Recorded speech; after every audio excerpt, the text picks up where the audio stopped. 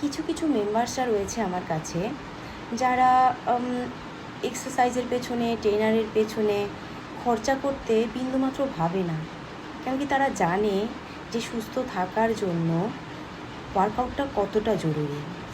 যারা 5,000 6,000 10,000 টাকা দামের শাড়ি জামা কাপড় কিনে নিচ্ছে, কিন্তু একবারও ভাবে না যে এই ড্রেসটা আমার উপর মানাবে কি না। আমার যদি বডি শেপই ভালো না হয়, তাহলে এই ড্রেসটা পরে আমার আমার এই দামি ড্রেসটা পরে আমার কী লাভ।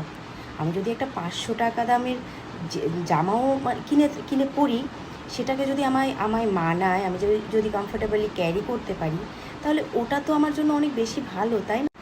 মানুষ হসপিটালে টাকা খরচা করতে, ডাক্তারের পেছনে টাকা খরচা করতে বিন্দুমাত্র ভাবে না, কারণ ওরা ভাবে যে হসপিটালে টাকা দিলাম ওটা তো আমাদের শরীরের জন্য, কিন্তু এক্সারসাইজটা যে আমাদের শরীরের জন্য, একটা ট্রেনারকে একটা গাইডকে যে পেমেন্ট করলে আমার জন্য কতটা বেনিফিশিয়াল, সেটা যদি মানুষ বুঝতে পারতো, তাহলে ট্রেনারকে পেমেন্ট করা বা একটা গাইডকে, একটা টিচারকে পেমেন্ট করতে তারা নিশ্চয়ই ভাবতো না।